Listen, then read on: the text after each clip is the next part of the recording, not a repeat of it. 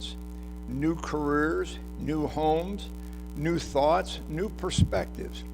Human life moves in circles filled with transition and change. Sometimes change is abrupt and devastating. Other times it is gradual, almost imperceptible. Sometimes it brings us closer to long-desired goals. Other times it carries us to the brink of destruction. But always it is an opportunity for new growth and passage into a life of renewed energy and deeper meaning.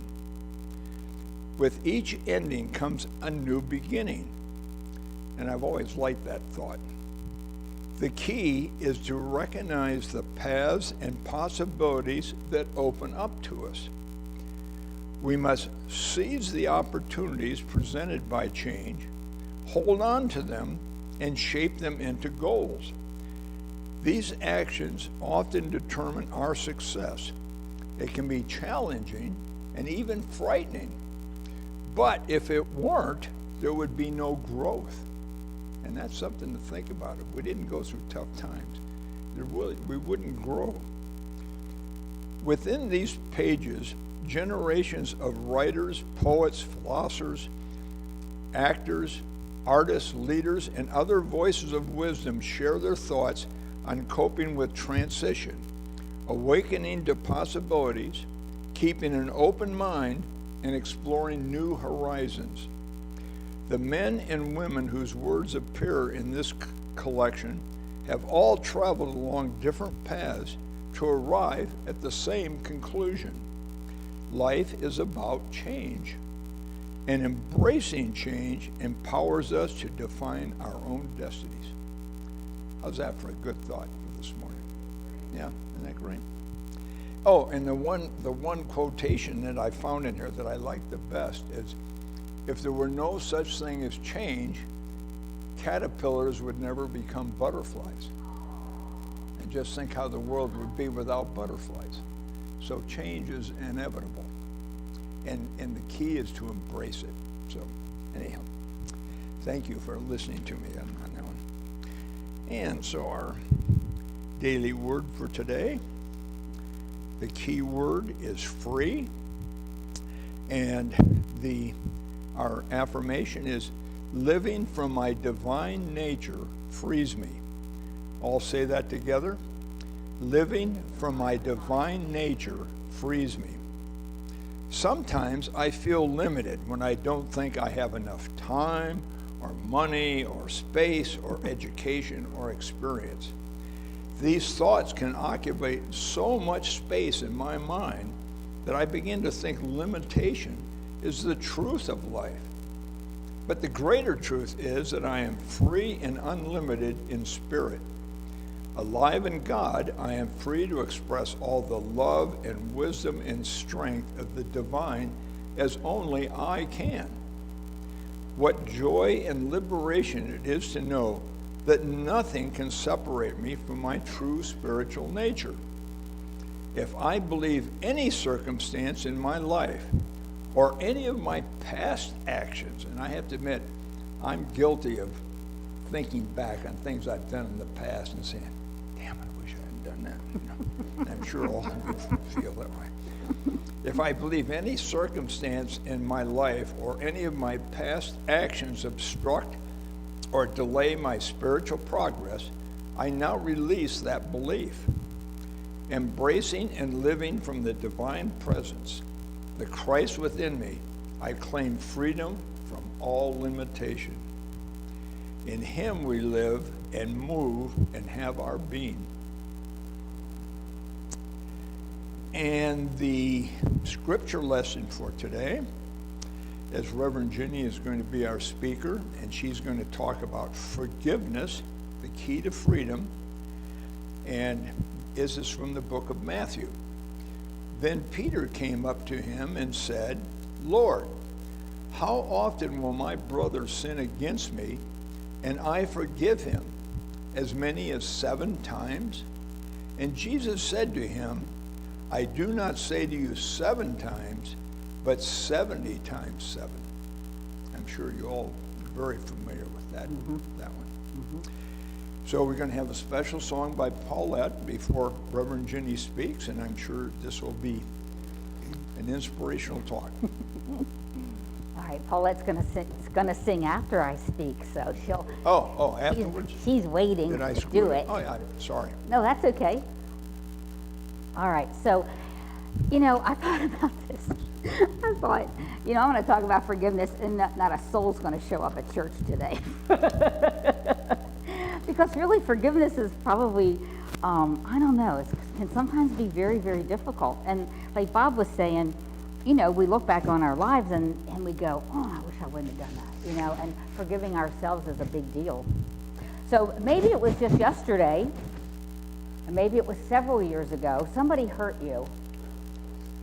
And the hurt went deep into our memory. So deep that could it possibly still be hurting us now? Do you replay the incident over and over and over again in your mind?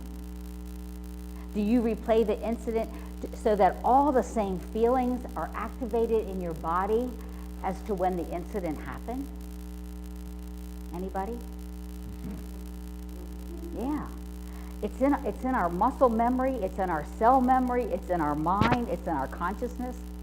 But we're not alone in this way of holding on to things. All of us have had situations where even well-meaning people in our lives have hurt us. What do you think?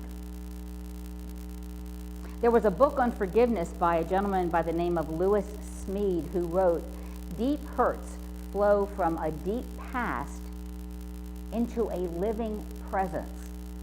Isn't that true? Because once we start thinking about that thing again and again and again, it's no longer in the past.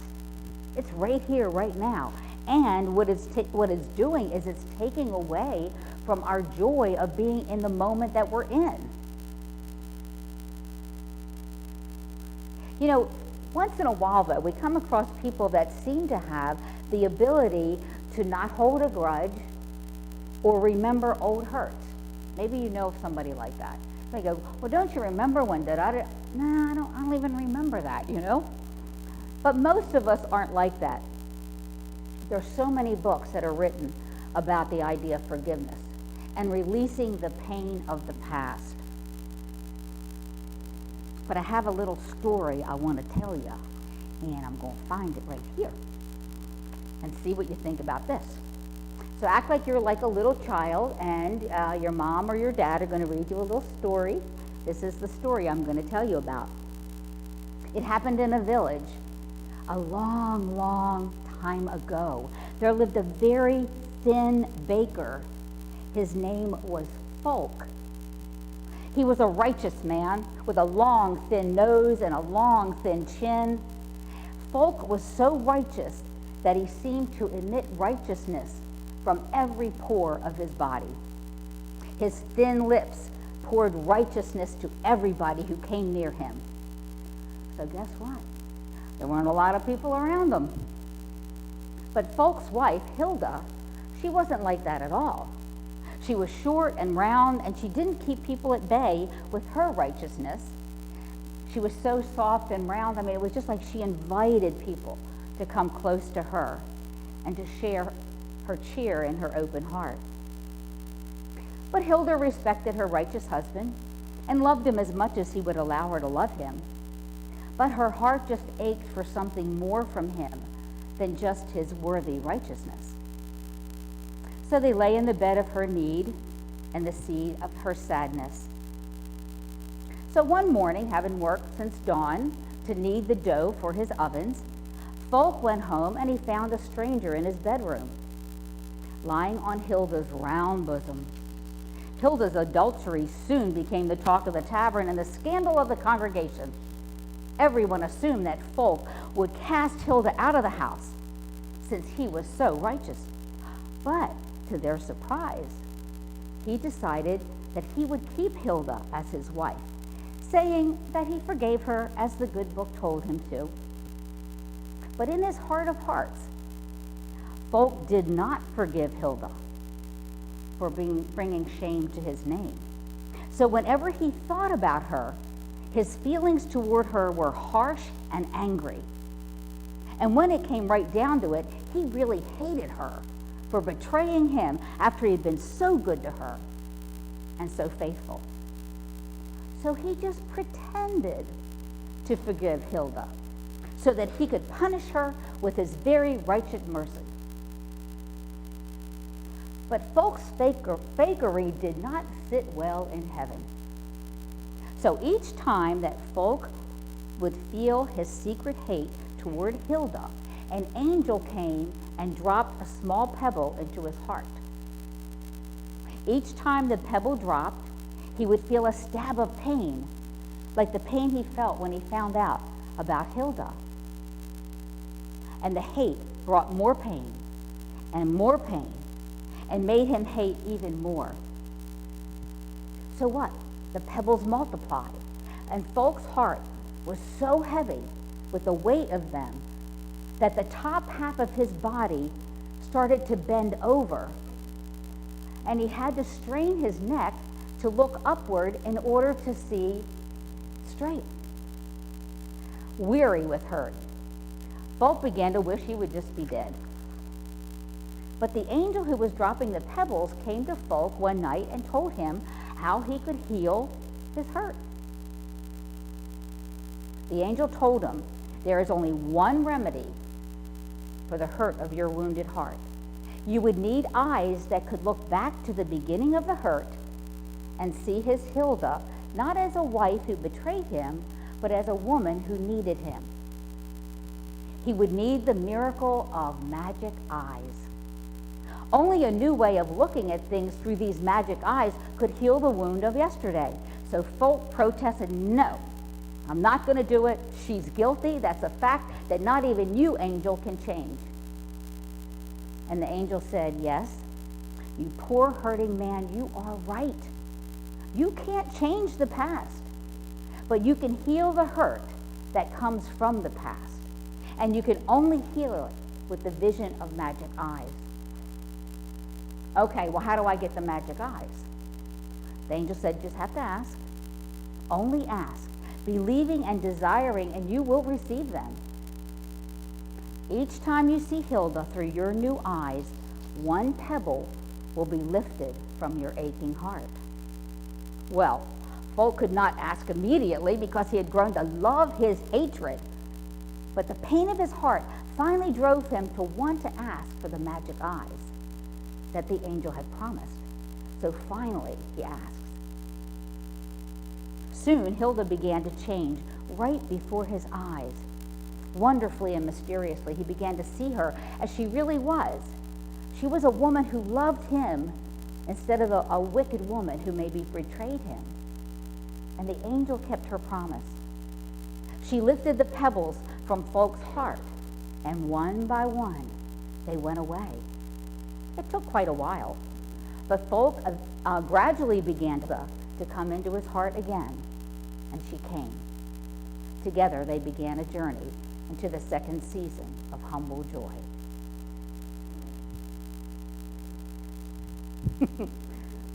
Oh, what does that mean? What does that mean? You know, it is a nice story, but when we look back over things that have hurt us, how can we have the magic eyes to see it different? Just ask, right? We're going to just ask. The only way to heal those past things and have those magic eyes to see differently is through the power of forgiveness. That's your only option. Oh, no, it's not. No, because my other option is revenge. Oh, maybe I'll do that instead. Every time let me say. So you know how people say, I don't get mad, I get even? Okay, so this now, you can put yourself into that state, right?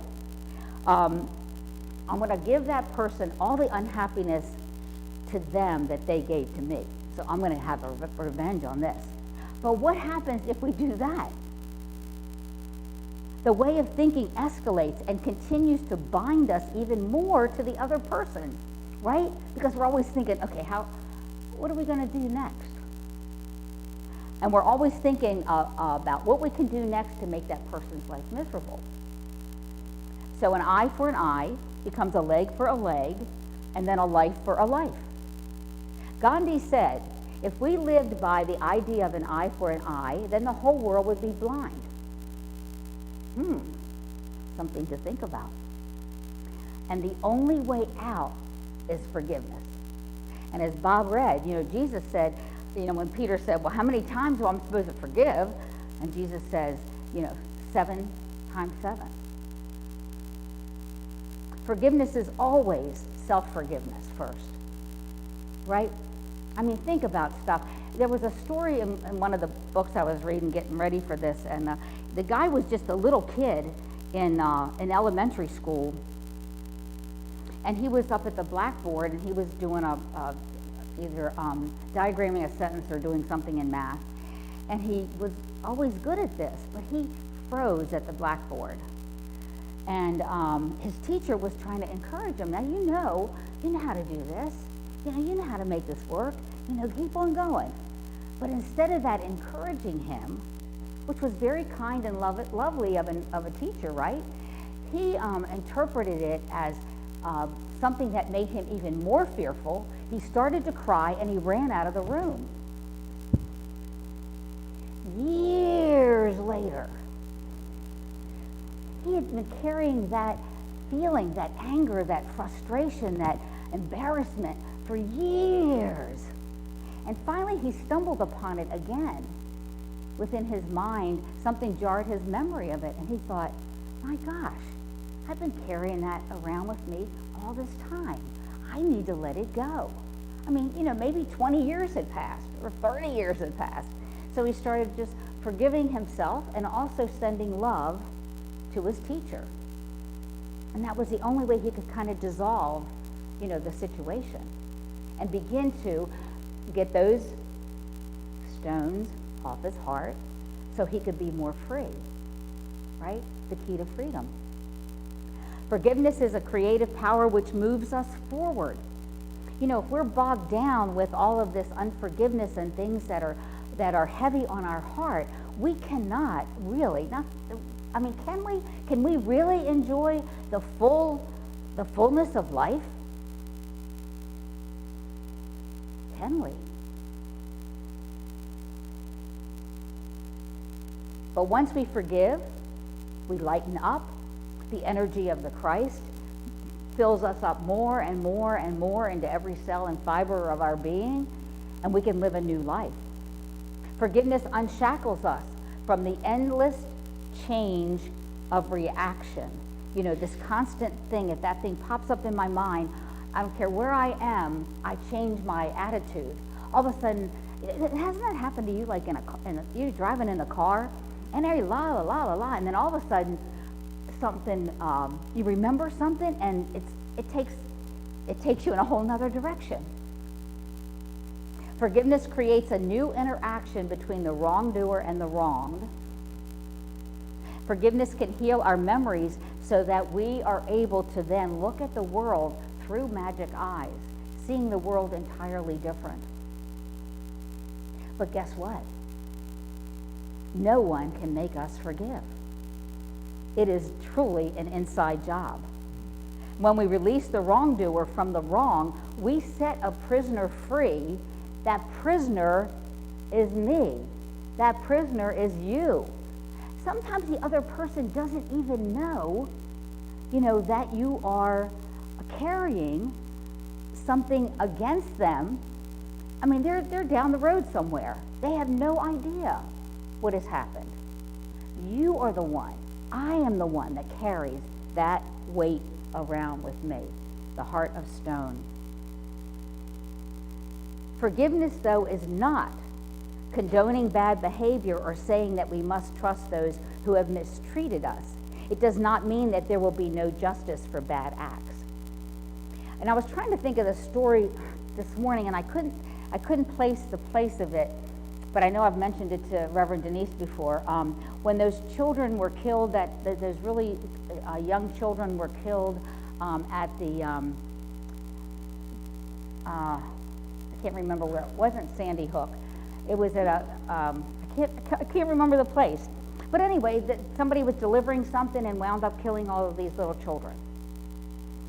And I remember the thing that touched me the most and will always stay in my mind, except for the name of the place, is when the one family was getting the child ready, their little girl ready for burial, the grandfather says, "We have got to forgive the one who did this." Yes. Yes. And I'm thinking, how in the world could, wow. We have to forgive them. Or what happens? You're going to carry that story in your heart and say it over and over and over and over and weigh you down, and all of a sudden, life is not even wonderful any longer. There's also a story about Charles Fillmore, the co-founder of Unity. It said that every night before he would go to bed, he would review his activities of the day, mentally forgive his own shortcomings and those of others. So he kind of could start out with a clean slate. And then Emily Cady, an early writer in Unity and Lessons in Truth, says to forgive does not simply mean to arrive at a place of indifference to those who did the personal injury to us. It means far more than this. To forgive is to give to give some kind of actual definite good in return for the evil given.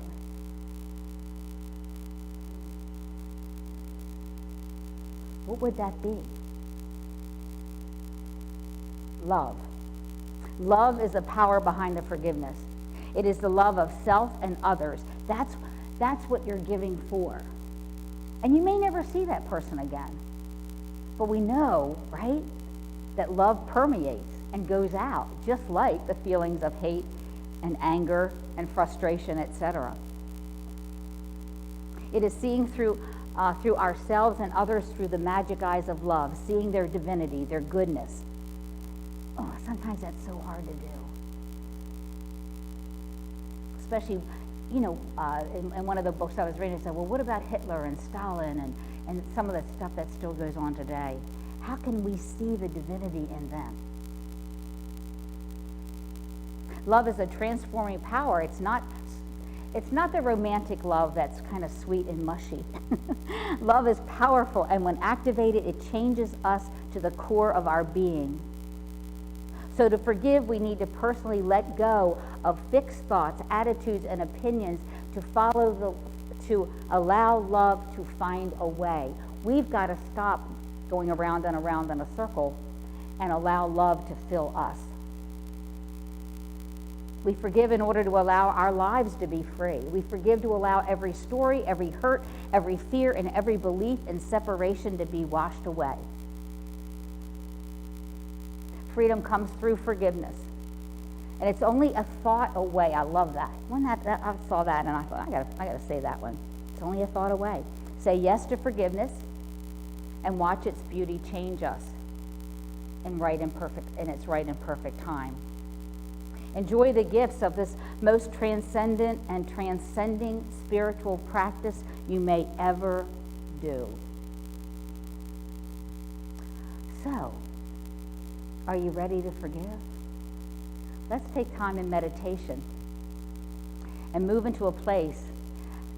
Bring to mind maybe someone that you may have in your heart that you feel you want to forgive.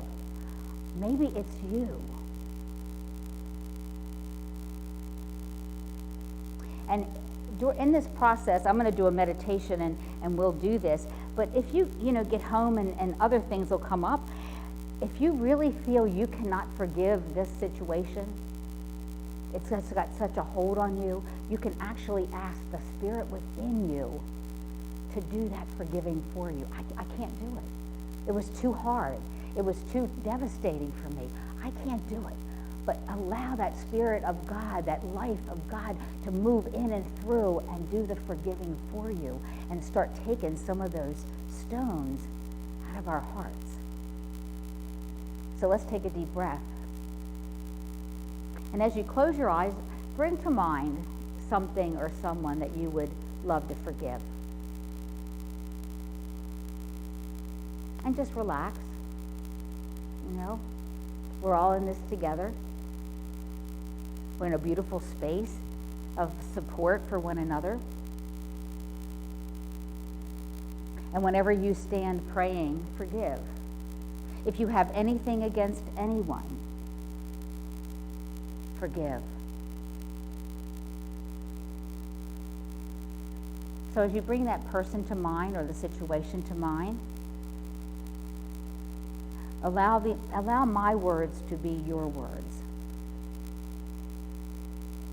I fully forgive you now.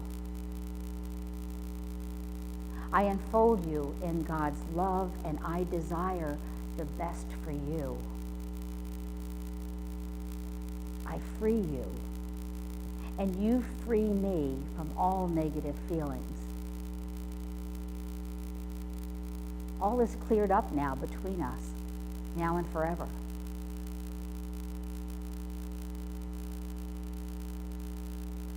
I forgive myself. I forgive everyone who needs my forgiveness, and everyone forgives me.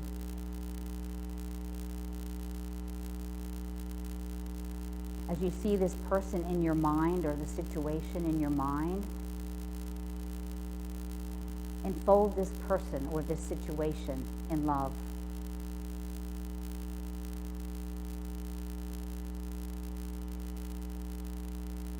I now have placed a circle of love around you, whoever that is, whatever that situation is. And I'm speaking for you now. No harm can come to you through it. No harm can go through it from you to another, for love rules your life. I hear the divine in you speaking to the mortal in you. I see you turning from a way of fear and frustration to a way of love, to a way of truth and beauty and righteousness. I see you now turning to a path of peace and plenty. I see you creating the outer world after that perfect pattern of love that you are.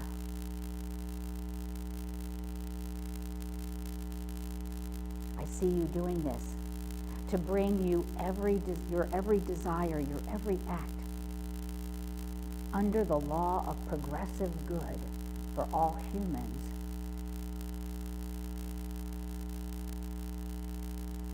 And as you unfold this person or this situation in the light of love, know that all is healed right now, spiritually, and you are released from this pain now.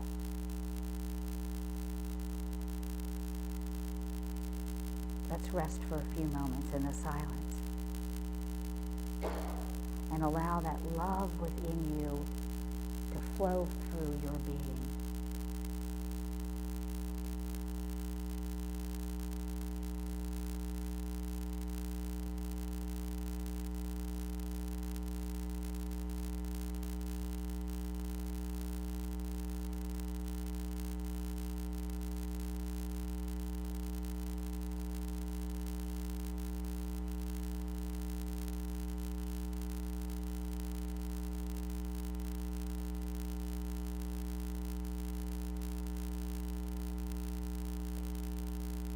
Maybe there's something that you have done.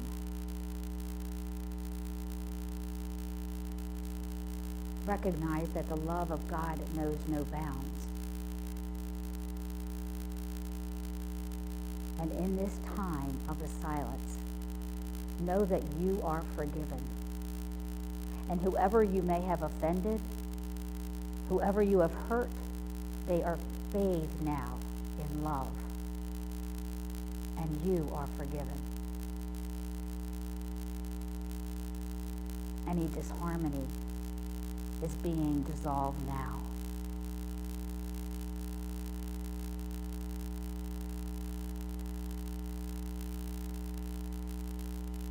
We are one with God.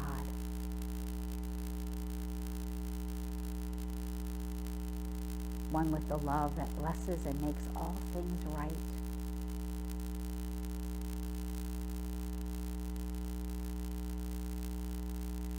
Surrounding you now.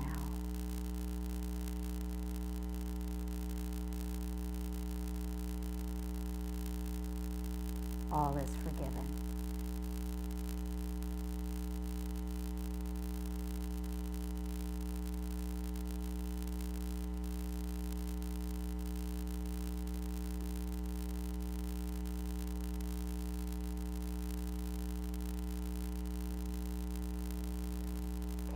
Take a deep breath.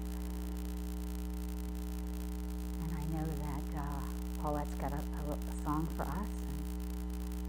And enjoy that as you come back into the room.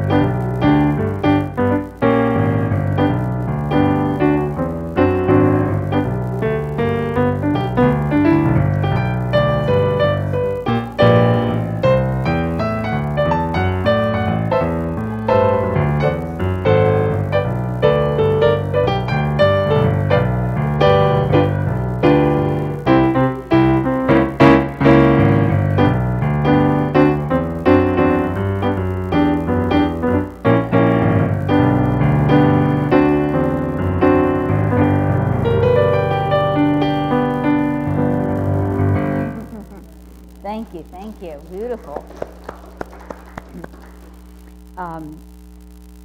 So I'm imagining everybody's come back from meditation, and in order to have this closer walk, releasing unforgiveness is a huge way of doing that, where we really feel a part of that fullness of life. Yeah. So now is the time that we do our offering, and so whatever you wish is on your heart to give to Unity Williamsburg Spiritual Center and to bless us so that we can continue to be here and serve all of you. We are always so grateful for that. So if you hold it in your hand, I noticed that there was already some things in the basket, but at the end of the service you can put your blessing in the basket also as we bless our gift by saying, divine love, through me, blesses and multiplies all that I have, all that I give, all that I receive, and all that I am. Now we got our little song ditty here.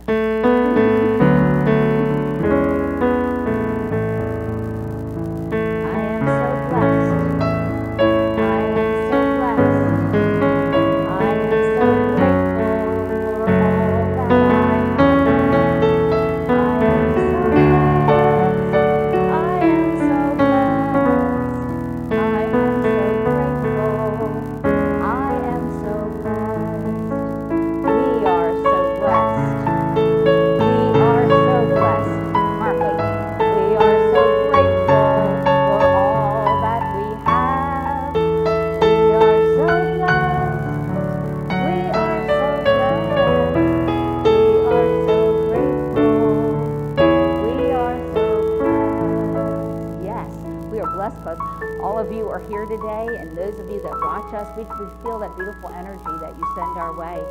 And so we know when we give, and we give with a joyful heart, not worried or in any kind of fear, but we just want to give, we want to bless.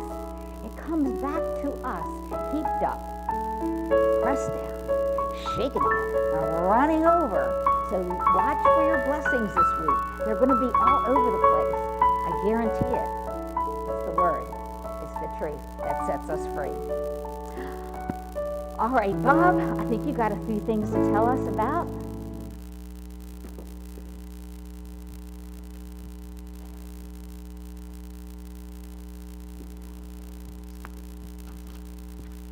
So excellent job, Ginny. That was a good talk.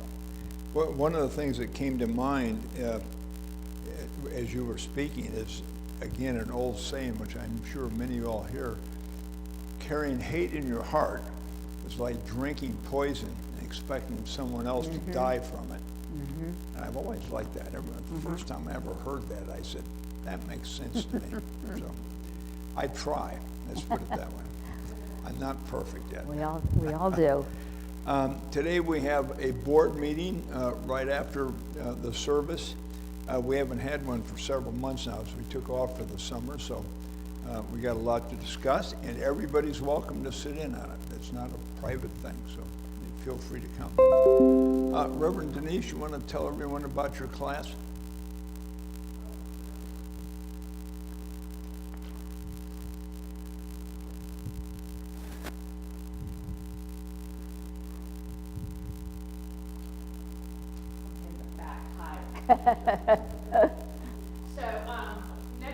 This coming Saturday, the 25th, we'll be doing a book study on Mary Magdalene Revealed, which was written by Megan Waterston. The class is from 11 to 12. It'll be 6 Saturdays. We'll finish up the 30th of October, the day before Halloween. Ooh. So we're going to hold it in here so we can spread out, and we're just going to read the book and talk, and I'm going to show you an exercise that it is in the back of the book, but I was able to go to the Megan Institute for a weekend and hear her, so I got to see firsthand how she does this breathing exercise, and I'm going to show you that, and probably be doing that every Saturday. So anyway, I think it's going to be fun. If you have the book, bring it. If you don't, and you want to come, look at Amazon. Amazon smiles, so we get a little bit of the money. So there you go. So if you have any questions after the service, I'm here, and you can visit. Okay. Thank you. As I mentioned a little earlier, that we still have books on the table in the back here that are for sale, and there's no price on them, but if you want a book, just take what you want and just put a love offering in the little basket, whatever you feel is appropriate. Today's prayer chaplain is Susan Cardozo, and she'll meet anyone in the back there who would like to have a prayer with her. And we like to emphasize all prayer requests are held in absolute confidence, so you know that. And Linda, we welcome you, and if you would like, you can give the contact information to one of our ministers, and they'll make sure that you get our weekly update on what's going on in the church, if you'd like to do that. Anybody else have any announcements? Okay, we can stand for the peace song.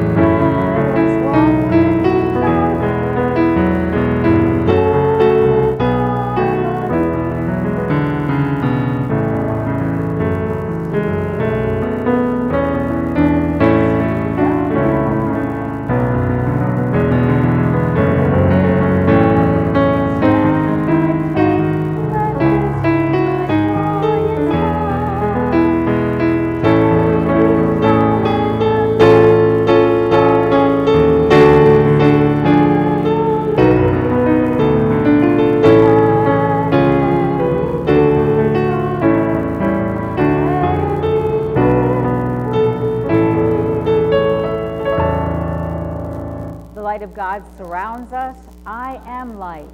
The love of God enfolds us. I am love. The power of God protects us. I am power. The presence of God watches over us. I am present. Wherever we are, God is. I am divine. And so I hope you all feel lighter if you did some forgiveness work. And guess what? You've lightened up the whole world.